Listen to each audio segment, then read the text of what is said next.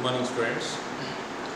ఈరోజు మనం senior inter ఎకనామిక్స్లో senior inter ఎంఈసీసీ స్టూడెంట్స్కి ఎకనామిక్స్లో అగ్రికల్చర్ చాప్టర్, అగ్రికల్చర్ అంటే వ్యవసాయ రంగం అనే చాప్టర్ని మనం స్టార్ట్ చేస్తున్నాం. అగ్రికల్చర్ సెక్టర్ అంటే తెలుగులో వ్యవసాయ రంగం. ఈ వ్యవసాయ రంగం అనేది మోస్ట్ ఇంపార్టెంట్ చాప్టర్, ఎక్కువ ఏటీసీ ఉన్నటువంటి చాప్టర్. ఇందులో ఫస్ట్ టాపిక్ ఏంటంటే explain the importance of agriculture sector in Indian economy. భారత ఆర్థిక వ్యవస్థలో వ్యవసాయ రంగం యొక్క ప్రాముఖ్యత గురించి తెలియజేయండి. ఇది టాపిక్ అంటే ఇందులో మనకు తెలుసు వాళ్ళకి we are well known India is a agriculture priority country because of more population are engaged directly or indirectly on agriculture still today, and total population of India, Indian population are dependent for their food needs on agriculture sector only, and provision of better employment opportunities in more population, overall Indian population. So all these aspects, agriculture sector is most important sector in India. అంటే భారతదేశం ప్రధానంగా వ్యవసాయక దేశం. భారతదేశంలో ఉన్నటువంటి ప్రజల ప్రధాన వృత్తి వ్యవసాయం. అలాగే ప్రత్యక్షంగాను పరోక్షంగాను వ్యవసాయం మీద ఆధారపడి తమ జీవనాన్ని కొనసాగిస్తున్నటువంటి జనాభా ఎక్కువ మంది భారతదేశంలో ఉన్నారు. అలాగే అగ్రికల్చర్ బేస్డ్ ఇండస్ట్రీస్ కూడా కొన్ని రన్ అవుతున్నాయి. మన జీడిపిలో వ్యవసాయ రంగం వాటా కూడా ఎక్కువగానే ఉంది. అలాగే భారతదేశంలో పెరిగే జనాభాకి తమ ఆహార అవసరాలను తీర్చడంలో వ్యవసాయ రంగం ప్రధాన పాత్ర పోషిస్తుంది. అలాగే విదేశీ మారక ద్రవ్యాన్ని ఎక్స్పోర్ట్స్ ద్వారా కూడా అగ్రికల్చర్ సెక్టార్ ఇంపార్టెన్స్ కలిగి ఉంది. సో ఓవరాల్గా ఏంటంటే basically India is a agriculture related country and agriculture related societies, Indian societies. ఎందుకంటే every man starts his first generation from agriculture side. So ప్రతి మనిషి భారతదేశంలో వ్యవసాయ రంగం నుంచే అంటే ఫస్ట్ ఇనిషియల్ జనరేషన్స్ అక్కడి నుంచి మొదలైనాయి. కాబట్టి భారతదేశంలో వ్యవసాయ రంగం అనేది ప్రధాన పాత్రను పోషిస్తుంది. Without agriculture we cannot imagine the Indian society, Indian economy. భారత ఆర్థిక వ్యవస్థను, భారత సమాజాన్ని మనం ఊహించుకోలేము వ్యవసాయ రంగం లేకుండా. ఎందుకంటే దేశంలో, ప్రపంచంలో అత్యధిక జనాభా కలిగినటువంటి దేశాల్లో 2వ స్థానంలో ఉన్నటువంటి భారతదేశం తమ ఆహారపు అవసరాల కోసం ప్రత్యక్షంగా వ్యవసాయ రంగం మీదే ఆధారపడి పనిచేస్తుంది. భారతదేశంలో పండేటటువంటి పల్సెస్, రైసు, వీటు, అలాగే ఫ్రూట్స్, వెజిటబుల్స్, లేకపోతే ఈ నట్స్, ఇలాంటివి మొత్తం భారత ప్రజల యొక్క ఆహారపు అవసరాన్ని తీరుస్తున్నాయి, ఆకలిని తీరుస్తున్నాయి. కాబట్టి భారతంలో అన్ని వాటిని కూడా వేరే దేశాల నుంచి ఇంప్రూవ్ చేసుకునే పని అయితే భారతదేశం చాలా వెనకబడి ఉండేది.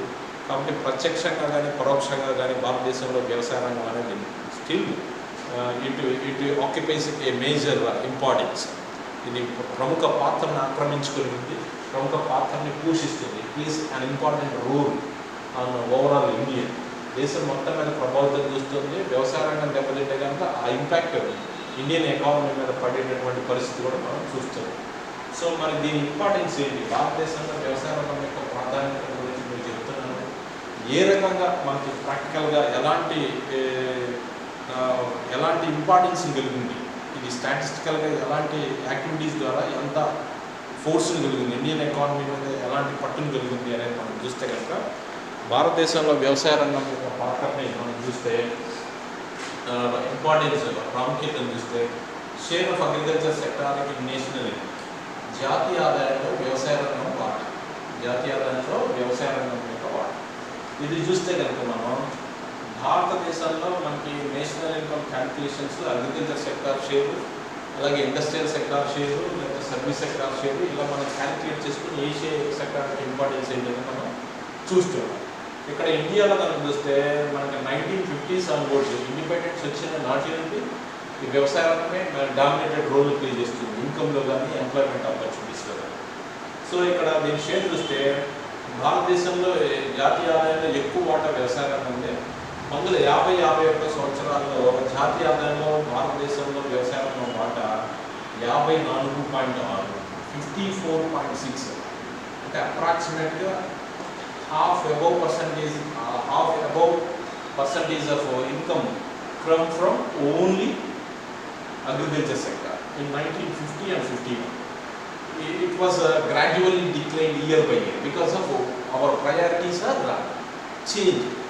మన ప్రాధాన్యతను మార్చుకుని పారిశ్రామిక రంగానికి, సేవా రంగానికి మరి ఇతర రంగాలకు ఎక్కువ ప్రాధాన్యత ఇవ్వడం వల్ల వ్యవసాయ రంగం యొక్క వాటా క్రమంగా తగ్గింది. అంటే ఇతర రంగాల వాటా పెరిగింది. వ్యవసాయ రంగం వాటా తగ్గడం కంటే ఇతర రంగాల వాటా జాతీయ ఆదాయంలో పెరిగింది అని మనం దీన్ని చెప్పచ్చు. సో ఇక్కడ ఇది 2013 and 14 ఇయర్లో మనం చూస్తే కనుక ఈ వ్యవసాయ రంగం వాటా 13.9%, 13.9% ఉంది. At present in our national income major income providing sector service sector, సేవా రంగం అనేది ఎక్కువ ఆదాయాన్ని కల్పిస్తున్నటువంటి రంగాల్లో ప్రథమ స్థానంలో ఉంది. సో ఇప్పుడు ప్రజెంట్ 2013-14 స్టాటిస్టికల్ ఎవిడెన్సెస్ బేస్ చేసుకొని ఇండియాలో national income agriculture sector share 13.9% అంటే అప్రాక్సిమేట్గా 14% నేషనల్ ఇన్కమ్ని ఇండియన్ అగ్రికల్చర్ సెక్టార్ ప్రొవైడ్ చేస్తుంది. ఇదే మనం డెవలప్డ్ కంట్రీస్ అయిన యూకే, యూఎస్ఏ లాంటి స్టేట్స్లో మనం చూస్తే యూకేలో, యునైటెడ్ కింగ్డమ్, ఇంగ్లాండ్లో మనకి నేషనల్ ఇన్కమ్లో అగ్రికల్చర్ షేర్ ఓన్లీ 2%గా ఉంది. USA, United States of America సంయుక్త రాష్ట్రాల్లో ఇది ఓన్లీ 3%. అంటే ఈ స్టాటిస్టికల్ ఎవిడెన్సెస్ బేస్ చేసుకొని అంటే 14% అంటే it is not a very little bit. ఇది ఏమి చిన్నదైనటువంటి విషయం కాదు.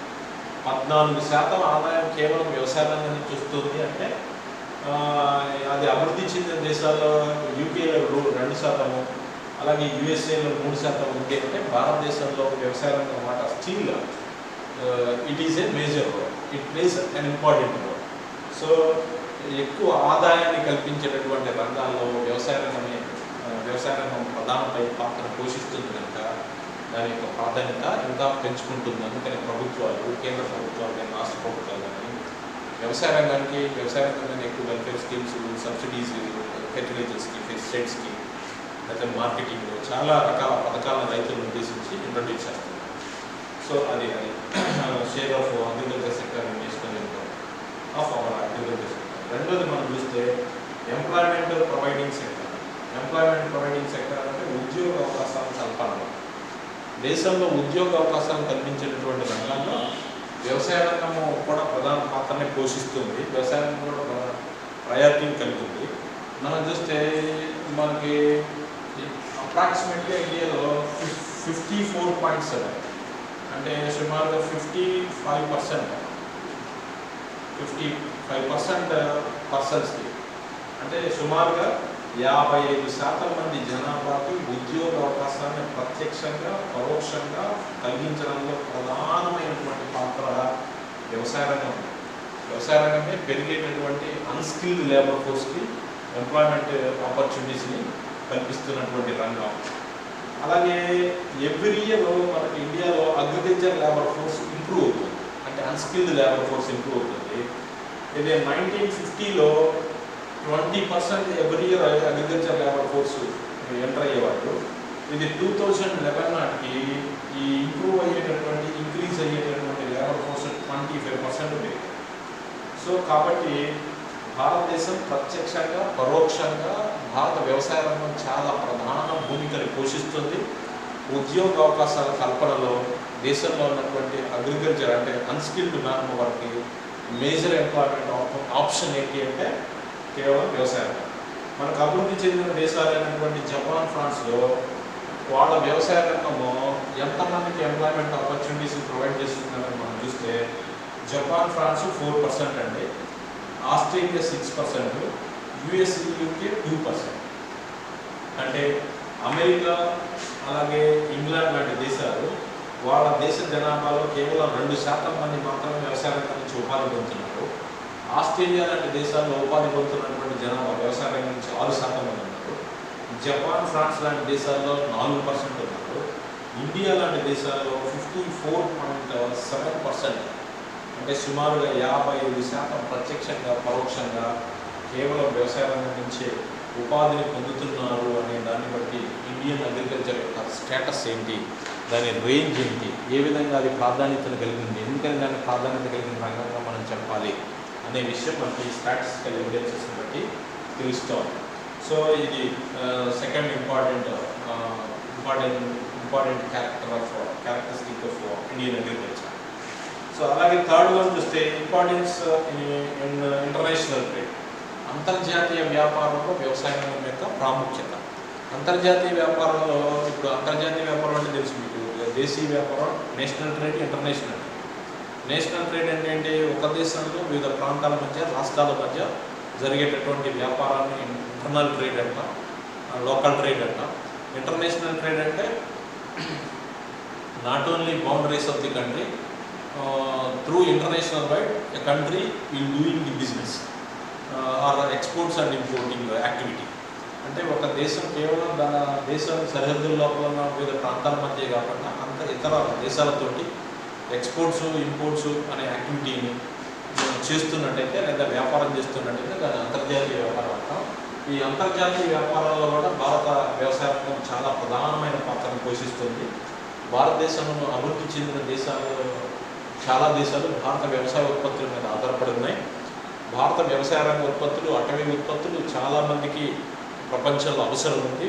తద్వారా మనం విదేశీ మార్కెట్ పొందగలుగుతున్నాం.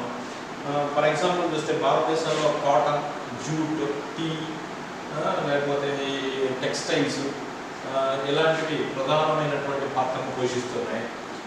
ఉదాహరణకి కాటన్ అనేది చూస్తే కనుక కాటన్ అనే దాన్ని బాగా భారతదేశంలో పండిస్తున్నారు. ఈ భారతదేశంలో తయారైనటువంటి కాటన్ ప్రపంచంలో చాలా దేశానికి ఎక్స్పోర్ట్ అవుతుంది. మన అవసరాలకు సరిపోను మీకు మిగిలింది.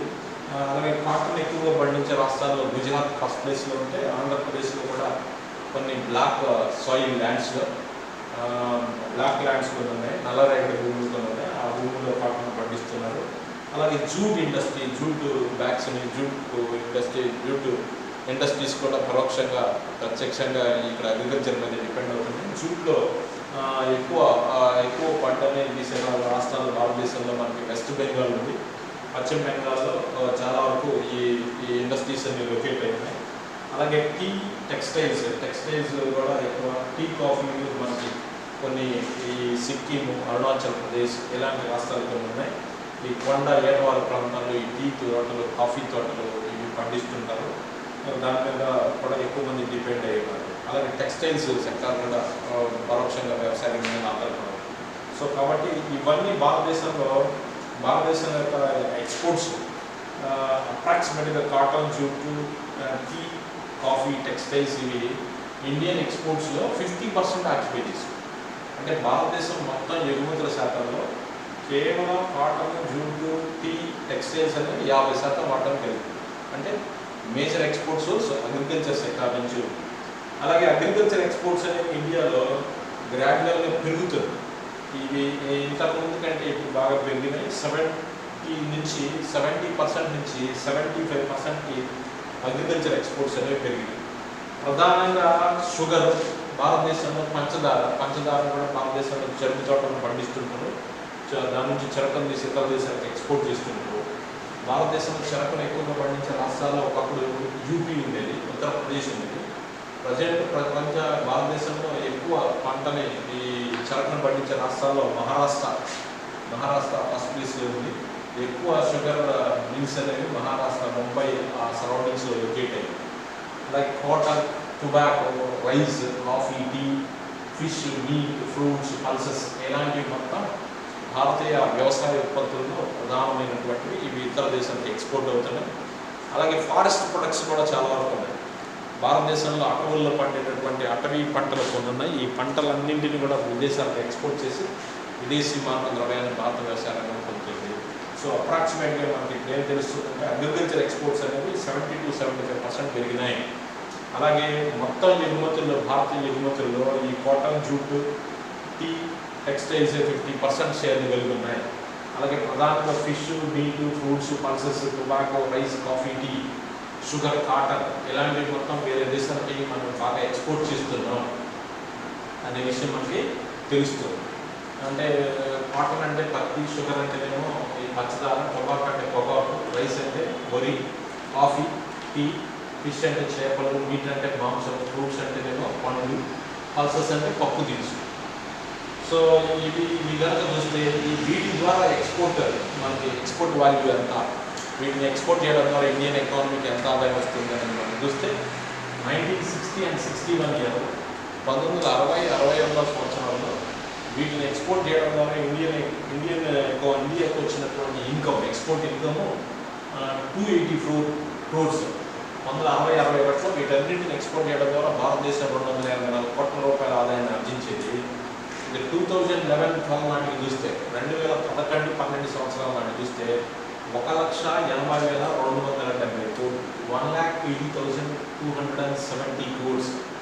అంటే సుమారుగా 1,60,000 కోట్ల రూపాయల ఆదాయాన్ని అదనంగా పొందగలుగుతుంది 1960 నుంచి 2011 సంవత్సరానికి వచ్చేసరికి భారతదేశం వ్యవసాయ ఉత్పత్తుల ఎగుమతుల ద్వారా. అంటే దీన్ని బట్టి మనం అర్థం చేసుకోవచ్చు, అల్టిమేట్గా ఇండియన్ అగ్రికల్చర్ ఎక్స్పోర్ట్స్ అనేవి, ఇండియన్ అగ్రికల్చర్ గూడ్స్ అనేవి it plays a major role to earn the foreign income. ఇది ప్రధానమైనటువంటి పాత్రను పోషిస్తుంది ఫారెన్ ఇన్కమ్ని పొందడంలో అనే విషయం. సో ఎలా ఇంపార్టెన్స్ ఉంటుంది. అలాగే ఎఫెక్టివ్ సోషల్ సేఫ్టీ నెట్, సామాజిక భద్రతా కవచం. భారతదేశానికి సామాజిక భద్రతా కవచంగా వ్యవసాయ రంగం ఆధారపడింది. ఎందుకని సమాజంలో ఉన్నటువంటి వ్యక్తులందరికీ సామాజిక భద్రత, ఉపాధి భద్రతను కల్పించడానికి, ఏ స్కీమ్లు లేనటువంటి వాళ్ళకి, ఇల్లిటరేట్ పీపుల్కి, రూరల్ పీపుల్కి, బ్యాక్వర్డ్ పీపుల్కి ఉపాధిని అందించేటటువంటి రంగం వ్యవసాయ రంగం. అలాగే సోషల్ సేఫ్టీ, వాళ్ళకు కావాల్సినటువంటి ఆహారాన్ని అందించే రంగం వ్యవసాయ రంగం. వాళ్ళ తమ ఆహార అవసరాన్ని తీర్చుకోవడానికి వ్యవసాయ రంగం నుంచి వచ్చిన పల్సెస్ని, లేకపోతే రైస్ని, లేదా అదర్ వెజిటబుల్స్ని, పల్సెస్ని, ఇలాంటి వాటన్నింటినీ వాళ్ళు పొందగలుగుతున్నారు. వాళ్ళకి అంటే బ్యాక్వర్డ్ సొసైటీకి, రూరల్ సొసైటీకి ఒక సోషల్ సేఫ్టీ నెట్, సామాజిక భద్రతా కవచంగా పనిచేస్తుంది భారత వ్యవసాయ రంగం. కాబట్టి ఇది ఎఫెక్టివ్ సోషల్ సేఫ్టీ నెట్గా కూడా పనిచేస్తుంది అనే విషయం మనకి తెలుస్తుంది. అలాగే food supplier of expanding population. అంటే ఏంటంటే భారతదేశంలో ఎవ్రీ ఇయర్ 2% పాపులేషన్ ఇంక్రీజ్ అవుతున్నారు. Year by year every year 2% add అవుతున్నారు. ఉన్న జనాభాకి 2% జనం యాడ్ అవుతున్నారు. ఈ పెరిగే జనాభాకి ఆహార అవసరాలను తీర్చడానికి వాళ్ళకి ఫుడ్ని ప్రొవైడ్ చేస్తున్నటువంటి రంగం కేవలం వ్యవసాయ రంగం. According to FAO, food and agriculture organization, FAO అంటే food and agriculture organization, India అంటే ఈ FAO వాళ్ళు ఫుడ్ అండ్ అగ్రికల్చర్ ఆర్గనైజేషన్ వాళ్ళు చేసినటువంటి సర్వే హంగర్ ఎఫెక్టెడ్ ఇండెక్స్, ఆకలి పీడిత దేశాల జాబితాను తయారు చేస్తే,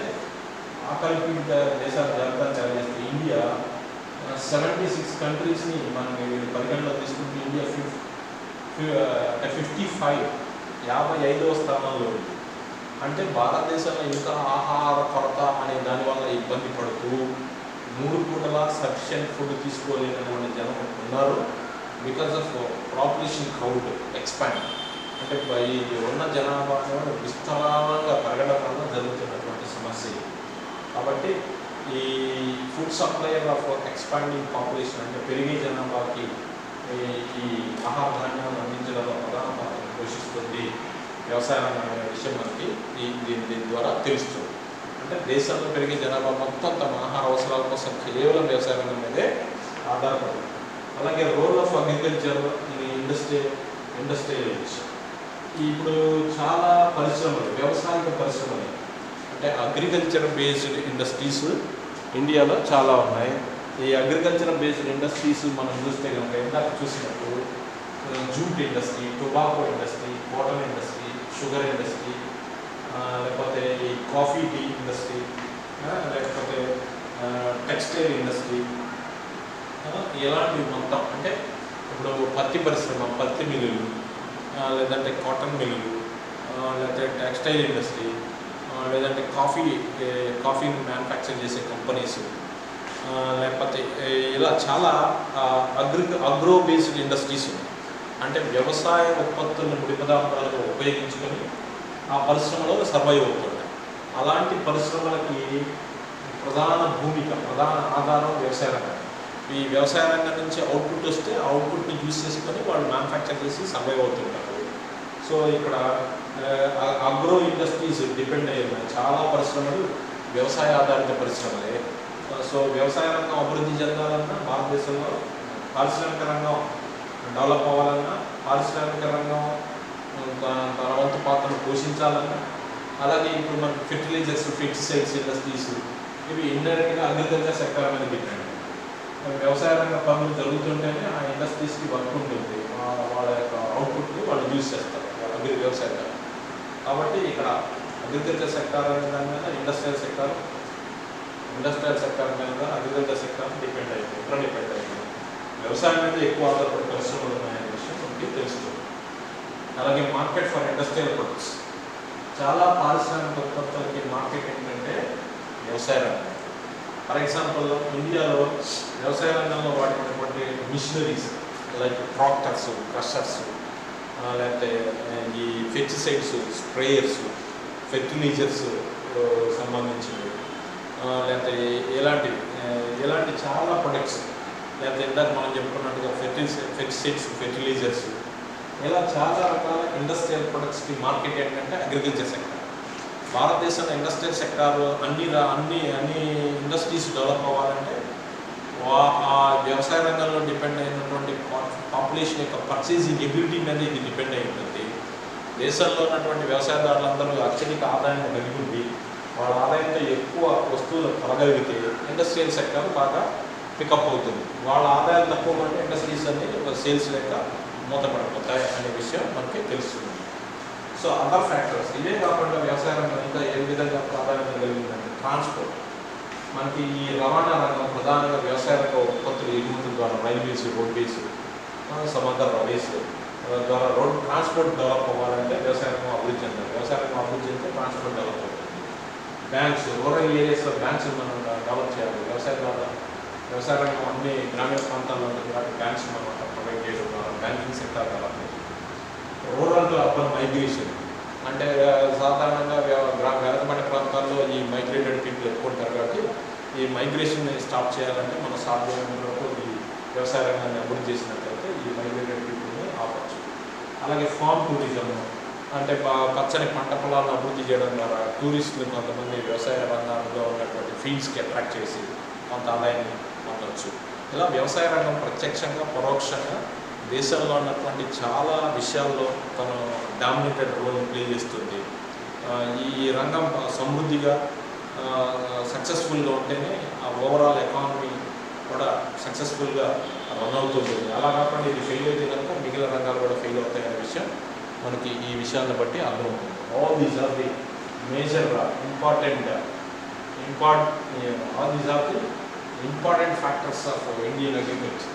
అంటే ఇండియన్ అగ్రికల్చర్లో ఉన్నటువంటి చాలా ప్రముఖమైనటువంటి అంశాలు అదేంటంటే share of agriculture in national income, జాతీయ ఆదాయ వ్యవసాయాన్ని మాట్లాడడం, ఎంప్లాయ్మెంట్, ఉపాధి అవకాశం కల్పించడం వ్యవసాయం, అంతర్జాతీయ వ్యాపారంలో వ్యవసాయంలో మాట్లాడడం, లేదంటే సామాజిక భద్రత కవచంగా పనిచేయడం వల్ల పెరిగే జనాభాకి, వృద్ధి చెందిన జనాభాకి ఆహారాన్ని అందించడం వల్ల, అగ్రికల్చర్ ఇండస్ట్రీస్ని సర్వైవ్ అవడం వల్ల, అలాగే ఇండస్ట్రియల్ ప్రొడక్ట్స్కి మార్కెట్ కూడా అగ్రికల్చర్ సెక్టర్, అలాగే ఇంకా ఇతర చాలా మార్గాల ద్వారా, చాలా అంశాల ద్వారా వ్యవసాయ రంగం అనేది తన వంతు పాత్రను పోషిస్తుంది. కాబట్టి ఈ విషయాలన్నింటి ద్వారా భారత వ్యవసాయ రంగం దేశ ఆర్థిక వ్యవస్థలో ప్రధాన పాత్ర పోషిస్తుంది అనే విషయం మనకి తెలుస్తుంది. Thank you.